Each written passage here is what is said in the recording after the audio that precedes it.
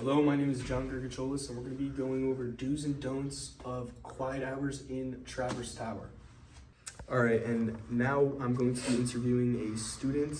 His name is Faye. He lives on the 4th floor, and he'll be telling us why quiet hours are so important in residential buildings like this for students and CAs. What quiet hours means to me, it's the time where I study, where I go to bed. It's a time where I take my personal time very seriously. So quiet hours, it means a lot to me. When I hear people making a ruckus and making noises, it's really hard for me to focus, and I find it really distracting. So quiet hours, it means a lot to me. Go. All right, now we're here with another student who takes quiet hours very seriously, and she's going to tell us a few things that she wouldn't be able to achieve if there wasn't quiet hours. So take it away, Allie. So during the week, every night, I have a lot of homework, so I like to do that in my dorm. That's where I prefer to do it. That's where I get it done the best. So if there was loud noises all the time and people running in the hallways and being really loud, I wouldn't be able to do that. And sometimes I like to go to sleep early, so I wouldn't be able to do that either. So quiet hours are pretty good for that. All right, now this is a very good example of how you should look with gatherings in your room during quiet hours. Notice how everyone is, keeping to themselves, not being loud, turning down the volume on their phones, and being considerate to their next door neighbors and everyone in the hallway. This is a very great example of what your room should look like if you're planning on having a gathering during quiet hours. So now this is a good example of what not to be doing during quiet hours.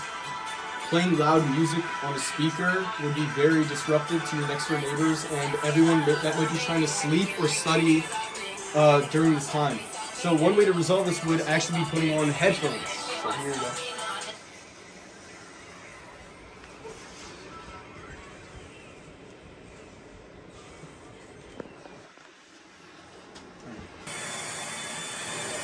So now this is a great example of what not to do during quiet hours. As you can see, vacuuming is very loud and it makes people around them have to talk louder. So this is something that we should refrain from doing during quiet hours for the respect of our next door neighbors and our CAs.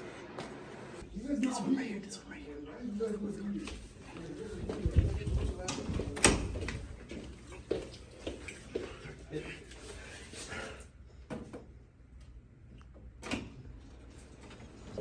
So this would be a great example of what not to do during quiet hours. People could be sleeping, people could be studying, people could be doing whatever in their private domicile, and you should not be doing any type of knocking on doors, especially excessive knocking like ding dong ditching. Something better to do than ding dong ditching people. If you're really that bored, then you can just go on your phone in your room and not come out at all. So. Come on. No! God damn it!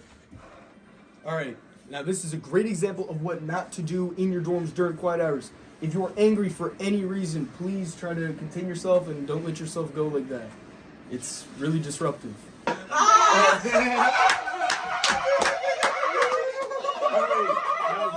A great example of what not to do during quiet hours. If you are having a gathering and you know you're going to be loud, I advise you go to your lounge on each of your floors or the lounge on the first floor that is bigger and not near too many dorms where you can wake people up. All right, now I'm in the hallways during quiet hours, so I'm going to respect the rules and whisper. So typically quiet hours are going to be from on Sundays to Thursdays, going to be from 11 p.m. to 8 a.m. and then from days like Friday to Sunday, that's going to be around 12 a.m. to 8 a.m. And a good measure for how loud you're being in the quiet hours, what they should sound like is this.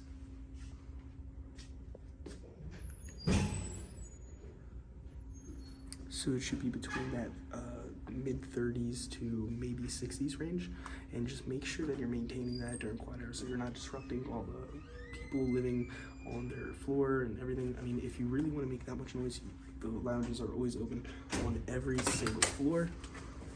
If you're planning on having a big group meeting and you want to listen to music, lounges are really the best place you could go.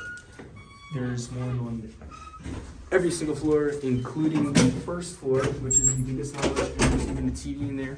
And I'm pretty sure at any time you can use it whenever you want.